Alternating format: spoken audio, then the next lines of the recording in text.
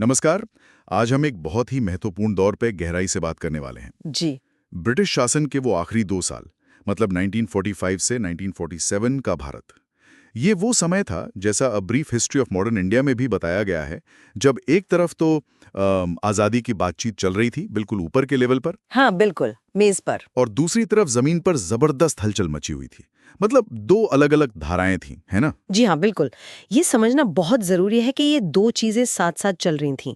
एक तरफ सरकार थी, कांग्रेस, मुस्लिम लीग, इनके बीच सत्ता कैसे सौंपी जाए इस पर बातचीत। हाँ, और वो बातचीत भी आसान नहीं थी। अक्सर सांप्रदायिक तनाव के बीच ही होती थी। बिल्कुल। और दूसरी तरफ वो जो जमीनी हकीकत थी, कार्यकर्ता, किसान, आम लोग, उनका अपना एक जोरदार आंदोलन चल रहा था, कभी-कभी हिंसक भी। तो चलिए इसी जटिल कहानी की परतें खोलते हैं आज। शुरुआत करते हैं 1945 से। ब्रिटेन में लेबर पार्टी की सरकार आई। क्या इससे कुछ बदला? हाँ, बहुत कुछ बदला। देखिए, 1945 में जब लेबर पार्टी जीती, तो उनका रवैया भारत के प्रति पहले की कंजर्वेटिव सरकार से अलग था। अच्छा, किस तरह से? कई कारण थे इसके पीछे। एक तो दूसरा विश्व युद्ध अभी खत्म हुआ था और ब्रिटेन मतलब आर्थिक और सैन्य रूप से काफी कमजोर हो गया था। वो पहले वाली विश्व शक्ति नहीं रहा था। दूसरा, अंतर्राष्ट्रीय दबाव भी था।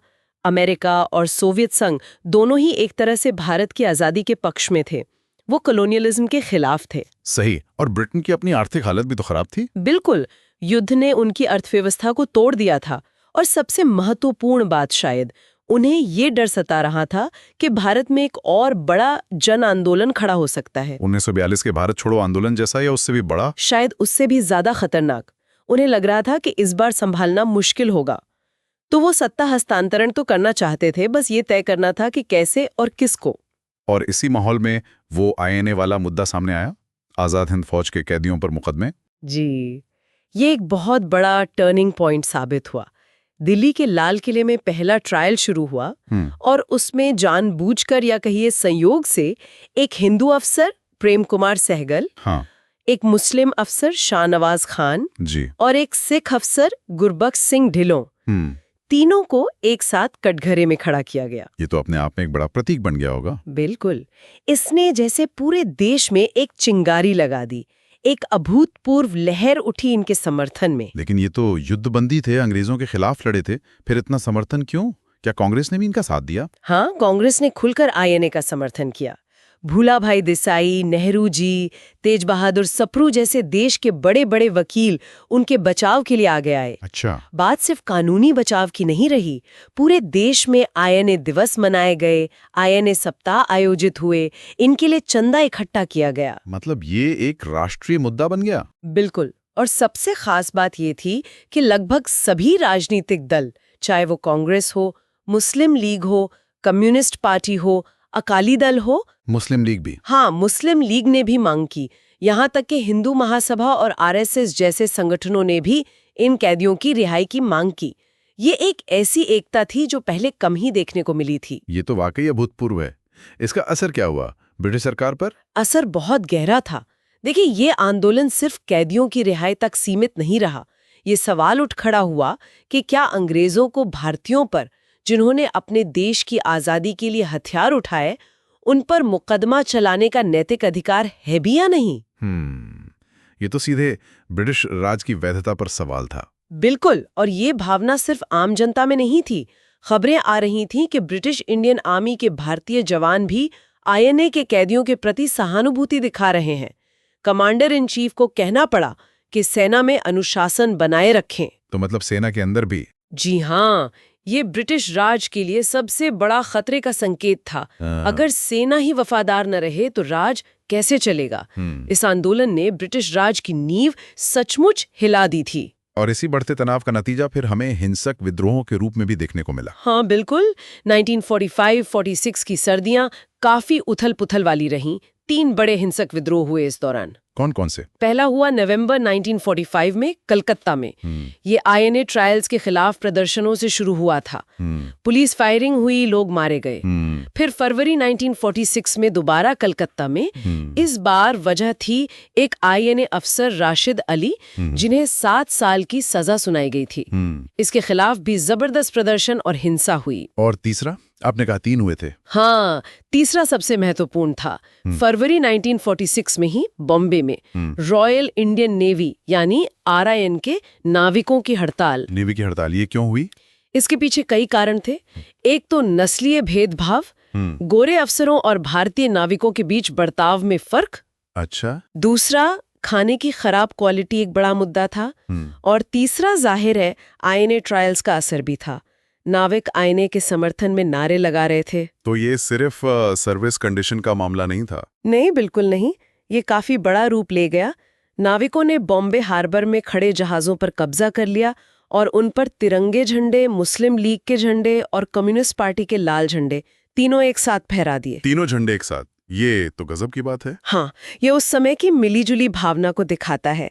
ये हड़ताल फिर कराची और दूसरी जगहों पर भी फैली। इसमें हजारों नाविक शामिल थे। बॉम्बे में इसके समर्थन में आम हड़ताल भी हुई जिसमें हिंसा हुई और कई लोग मारे गए। इसका क्या महत्व था इस RIN विद्रोह का? देखिए, इसने 2 बातें साफ कर दी। एक कि अब जनता के मन से अंग्रेजी राज का डर काफी हद तक निकल चुका था। लोग सड़कों पर उतरने और लड़ने को तैयार थे। और दूसरा ये कि अब ब्रिटिश राज सिर्फ सेना के भरोसे भी नहीं चल सकता था, क्योंकि सेना और नेवी के भारतीय जवान भी अब राष्ट्रीय भावना से अछूते नहीं थे। ये ब्रिटिश सरकार के लिए एक सीधी चेतावनी थी। तो ये जो जन दबाव था INA आंदोलन का, इन विद्रोहों का, इसका सीधा असर ब्रिटिश नीति पे पड़ा? बिल्कुल। इसी दबाव का नतीजा था कि सरकार को INA कैदियों के प्रति नरमी बरतनी पड़ी, जिनकी सजाएं माफ की गईं, हालांकि उन्हें नौकरी से निकाल दिया गया। और सबसे बड़ा फैसला था कैबिनेट मिशन को भारत भेजने का। अच्छा, तो कैबिनेट मिशन भेजने का फैसला इसी पृष्ठभूमि में हुआ? जी हाँ, सरकार समझ गई थी कि अब और देर नहीं की जा सकती, सत्ता का हस्तांतरण करना ही होगा। लेकिन उससे ठीक पहले 1945-46 के चुनाव हुए और उनके नतीजों ने आने वाले वक्त की राजनीति को, खासकर कैबिनेट मिशन की बातचीत को बहुत ज्यादा प्रभावित किया। हाँ, उन चुनावों के बारे में बताइए, क्या खास था उनमें? ये चुनाव 2 स्तरों पर हुए, सेंट्रल असेंबली और प्रांतीय असेंबली के लिए, और नतीजे बहुत स्पष्ट थे। कैसे? कांग्रेस ने जबरदस्त प्रदर्शन किया। जितनी भी गैर मुस्लिम सीटें थीं, उनमें से लगभग 91% वोट कांग्रेस को मिले। ज्यादातर प्रांतों में उनकी सरकार बनी, सेंट्रल असेंबली में भी उन्हें बहुमत मिला। तो कांग्रेस की स्थिति काफी मजबूत हो गई। हाँ, गैर मुस्लिम वोटों के लिहाज से। लेकिन कहानी का दूसरा पहलू भी था। मुस्लिम लीग का प्रदर्शन? हाँ, मुस्लिम लीग ने मुसलमानों के लिए आरक्षित सीटों पर लगभग वैसी ही सफाई कर दी। उन्होंने करीब 86.6% मुस्लिम वोट हासिल किए। 86.6%? ये तो बहुत ज्यादा है। जी हाँ, सेंट्रल असेंबली की सभी 30 मुस्लिम सीटें लीग ने जीती और प्रांतों में भी, खासकर बंगाल और सिंध में, उन्हें बहुमत मिला और वो सरकार बनाने की स्थिति में आ गए। पंजाब में मिलीजुली सरकार बनी। तो इसका मतलब ये हुआ कि 1937 के चुनावों के मुकाबले जब लीग का प्रदर्शन इतना अच्छा नहीं था, अब हालात बिल्कुल बदल गए थे। बिल्कुल।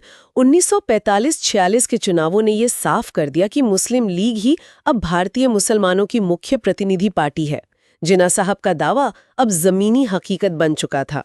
और इसका नतीजा ये हुआ कि सांप्रदायिक आधार पर राजनीतिक विभाजन और गहरा हो गया। अब कांग्रेस मुख्य रूप से हिंदू बहुल भारत का प्रतिनिधित्व कर रही थी और लीग मुसलमानों का। इसने आगे की बातचीत को, खासकर पाकिस्तान की मांग को, और जटिल बना दिया। तो इसी बेहद पोलराइजेशन वाले माहौल में कैबिनेट मिशन भारत आया मार्च 1946 में। जी बिल्कुल, माहौल काफी तनावपूर्ण था। मिशन में 3 ब्रिटिश कैबिनेट मंत्री थे, पैथिक लॉरेंस, स्टैफर्ड क्रिप्स और A.V. अलेक्जेंडर।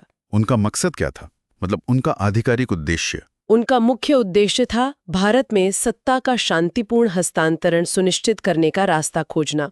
वो भारत की एकता बनाए रखना चाहते थे, अगर संभव हो तो, और उन्हें एक ऐसी व्यवस्था बनानी थी जिससे संविधान बनाने वाली सभा का गठन हो सके। तो क्या उन्होंने पाकिस्तान की मांग पर विचार किया? हाँ, उन्होंने किया, लेकिन उन्होंने सीधे सीधे पाकिस्तान बनाने की मांग को खारिज कर दिया। खारिज कर दिया? क्यों? लीग तो इतनी मजबूत हो चुकी थी।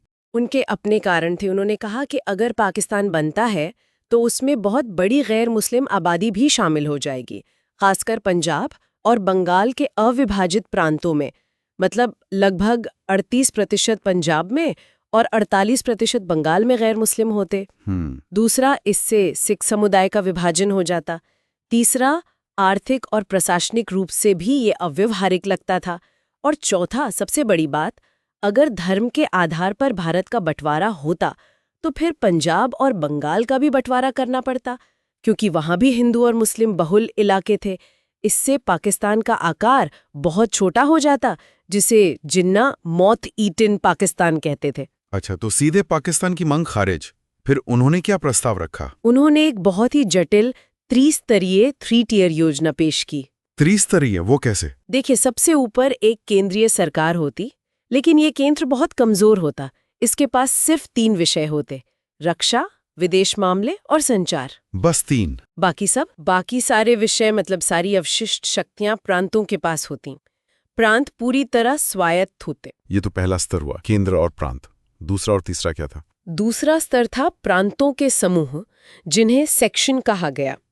3 सेक्शन बनाए गए। सेक्शन, ये क्या थे? सेक्शन ए में Madras, Bombay, UP, Bihar, central province और उड़ीसा जैसे हिंदू बहुल प्रांत थी। ठीक है। सेक्शन बी में Punjab, north west frontier province यानी NWFP और सिंध थे, यानी उत्तर पश्चिम के मुस्लिम बहुल प्रांत। और सेक्शन सी? सेक्शन सी में बंगाल और असम थे, पूर्व के मुस्लिम बहुल प्रांत। हालांकि असम में हिंदू बहुमत था, पर उसे बंगाल के साथ रखा गया था। अच्छा, तो ये प्रांतों के समूह क्या करते?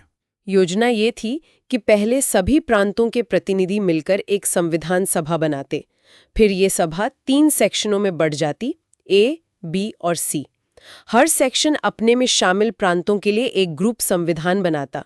वो चाहें तो ग्रुप के लिए कार्यपालिका और विधायिका भी बना सकते थे। और फिर? ग्रुप संविधान बनने के बाद सभी प्रतिनिधि फिर से एक साथ बैठकर केंद्र का संविधान बनाते। ये तो काफी जटिल लग रहा है। प्रांत, फिर सेक्शन ग्रुप, फिर केंद्र। हाँ, ये जटिल था। और इसमें एक और प्रावधान था कि कोई भी प्रांत अगर चाहे तो पहले आम चुनाव के बाद अपने ग्रुप से बाहर निकल सकता था, और 10 साल बाद कोई भी प्रांत संविधान पर पुनर्विचार की मांग कर सकता था। तो ये थी कैबिनेट मिशन योजना। अब इसमें पेच कहाँ फंसा? मामला क्यों बिगड़ा? सबसे बड़ा पेच फंसा ग्रुपिंग क्लॉज पर, यानी प्रांतों का अपने अपने सेक्शन A, B, C में शामिल होने की अनिवार्यता पर। मतलब? देखिए, मुस्लिम लीग का मानना था कि प्रांतों के लिए अपने निर्धारित सेक्शन में शामिल होना अनिवार्य है। सेक्शन B और C मिलकर भविष्य में पाकिस्तान का आधार बन सकते थे, इसलिए लीग के लिए ये बहुत जरूरी था। और कांग्रेस का क्या रुख था? NWFP और असम को लेकर थी। NWFP और असम क्यों? क्योंकि NWFP में कांग्रेस की सरकार थी। भले ही वो मुस्लिम बहुल प्रांत था, वो नहीं चाहते थे कि NWFP को जबरदस्ती सेक्शन B में शामिल होना पड़े। और असम? असम हिंदू बहुल प्रांत था, लेकिन उसे सेक्शन C में मुस्लिम बहुल बंगाल के साथ रखा गया था। असम कांग्रेस भी इसके सख्त खिलाफ थी। कांग्रेस चाहती थी कि प्रांत पहले चुने कि उन्हें ग्रुप में शामिल होना है या नहीं। तो मिशन ने इस पर क्या कहा? उनकी व्याख्या क्या थी? मिशन ने इस पर स्पष्टीकरण दिया। उन्होंने कहा कि ग्रुपिंग अनिवार्य है, मतलब प्रांतों को पहले अपने सेक्शन में शामिल होकर ग्रुप संविधान बनाना ही होगा। हाँ, उसके बाद अगर वो चाहें तो पहले चुनाव के बाद ग्रुप से अलग हो सकते हैं। तो ये तो लीग के पक्ष में गया एक तरह से। हाँ, ये व्याख्या लीग के ज्यादा करीब थी। पहले मुस्लिम लीग ने और फिर कांग्रेस ने कुछ आपत्तियों और अपनी अपनी व्याख्याओं के साथ योजना को स्वीकार कर लिया। लगा कि शायद रास्ता निकल आया है। लेकिन ऐसा हुआ नहीं। नहीं, गड़बड़ हुई जुलाई 1946 में। नेहरू जी, जो उस वक्त कांग्रेस अध्यक्ष बने थे, उन्होंने एक प्रेस कॉन्फ्रेंस में एक बयान दिया। क्या कहा उन्होंने? उन्होंने कहा कि कांग्रेस संविधान सभा में जाने के लिए सहमत तो है, लेकिन संविधान सभा एक संप्रभु संस्था होगी और वो कैबिनेट मिशन योजना को अपनी मर्जी से बदल भी सकती है। उन्होंने ये भी संकेत दिया कि ग्रुपिंग शायद नहीं होगी, खासकर NWFP और असम के मामले में। ओह, ये तो पूरी योजना के आधार पर ही सवाल उठा दिया। बिल्कुल। जिन्ना और मुस्लिम लीग इससे बुरी तरह भड़क गए। उन्हें लगा कि कांग्रेस ने योजना को मन से स्वीकार नहीं किया है और वो संविधान सभा में अपने बहुमत का इस्तेमाल करके ग्रुपिंग वाले प्रावधान को खत्म कर देगी, जिससे पाकिस्तान की संभावना ही खत्म हो जाएगी।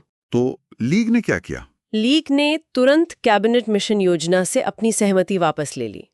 और सिर्फ इतना ही नहीं, उन्होंने 16 अगस्त 1946 से डायरेक्ट एक्शन यानी सीधी कार्रवाई का आह्वान कर दिया पाकिस्तान हासिल करने के लिए। डायरेक्ट एक्शन, इसका मतलब क्या था? इसका मतलब जमीन पर क्या होगा ये बहुत स्पष्ट नहीं था, लेकिन नतीजा बहुत भयानक निकला। क्या हुआ? 16 अगस्त को कलकत्ता में भीषण सांप्रदायिक दंगे भड़क उठे। हजारों लोग मारे गए। इसे ग्रेट कलकत्ता किलिंग कहा जाता है। हे भगवान!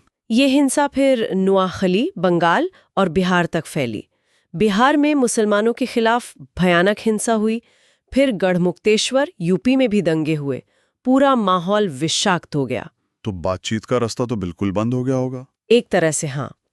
इसी बीच सितंबर 1946 में वाइसराय वेवेल ने नेहरू जी के नेतृत्व में एक अंतरिम सरकार का गठन कर दिया।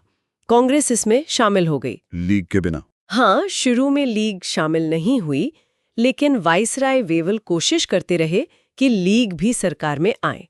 आखिरकार अक्टूबर 1946 में वेवेल लीग को भी सरकार में ले आए। क्या लीग ने डायरेक्ट एक्शन वापस लिया या मिशन प्लान माना? नहीं, यही तो सबसे अजीब बात थी। लीग ना तो डायरेक्ट एक्शन वापस लेने पर राजी हुई, न ही उसने कैबिनेट मिशन योजना को फिर से स्वीकार किया, और ना ही वो संविधान सभा में शामिल हुई। फिर भी वो अंतरिम सरकार का हिस्सा बन गई। ये कैसे हुआ? और सरकार में उनका रवैया कैसा रहा? ये वेवेल की एक बड़ी भूल मानी जाती है।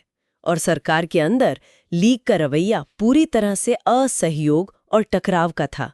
लियाकत अली खान, जो लीग के नेता थे, उन्हें वित्त मंत्रालय दिया गया। Finance ministry? हाँ, और उन्होंने इस पद का इस्तेमाल करके कांग्रेस के नेतृत्व वाले दूसरे मंत्रालयों के कामकाज में हर तरह की बाधा डाली। हर प्रस्ताव पर सवाल उठाए, फंड रोके, सरकार चलाना लगभग नामुमकिन हो गया। तो उनका मकसद सरकार चलाना नहीं, बल्कि उनका मकसद साफ था, ये साबित करना कि हिंदू और मुसलमान एक साथ काम नहीं कर सकते और पाकिस्तान ही एकमात्र हल है। वो सरकार के अंदर रहकर ही पाकिस्तान के लिए लड़ रहे थे। वो संविधान सभा में भी शामिल नहीं हुए, जो 9 दिसंबर 1946 को बुलाई गई थी। हालात तो बिल्कुल बिगड़ते ही चले गए। हाँ, बिल्कुल। फरवरी 1947 तक आते आते स्थिति इतनी खराब हो गई कि कांग्रेस के नेताओं ने, खासकर सरदार पटेल ने, वाइसराय से मांग कर दी कि या तो लीग के सदस्य सरकार से इस्तीफा दें या फिर कांग्रेस सरकार छोड़ देगी। एक तरह से सरकार के अंदर ही विभाजन हो चुका था। और ये जो सांप्रदायिकता इतनी बढ़ गई, इसके पीछे क्या कारण थे? मतलब सिर्फ राजनीतिक मतभेद थे या और भी कुछ? नहीं, ये सिर्फ राजनीतिक मतभेद नहीं थे। इसकी जड़ें काफी गहरी थीं। एक तो अंग्रेजों की फूट डालो और राज करो की नीति ने इसमें भूमिका निभाई थी, इसमें कोई शक नहीं। हाँ, वो तो है। दूसरा, सामाजिक और आर्थिक कारण भी थे। नौकरियों और संसाधनों के लिए हिंदू और मुसलमानों के बीच प्रतिस्पर्धा थी। इतिहास की भी अपनी अपनी सांप्रदायिक व्याख्याएं गढ़ी गईं।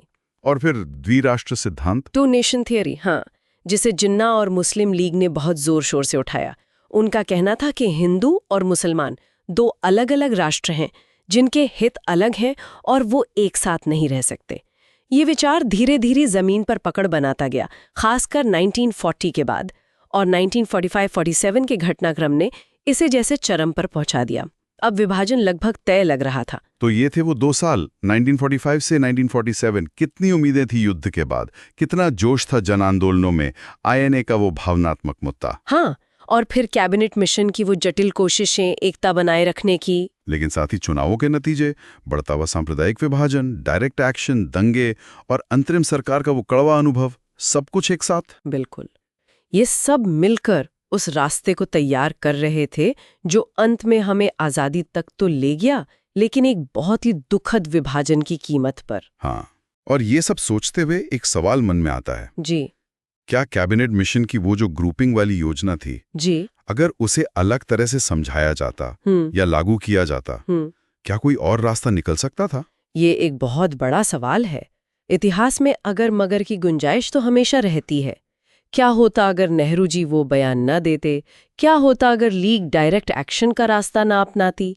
क्या होता अगर वेवेल लीग को बिना शर्त सरकार में ना लाते? हाँ। क्या कोई ऐसा रास्ता था जिससे एकता बनी रहती, या विभाजन होना ही था?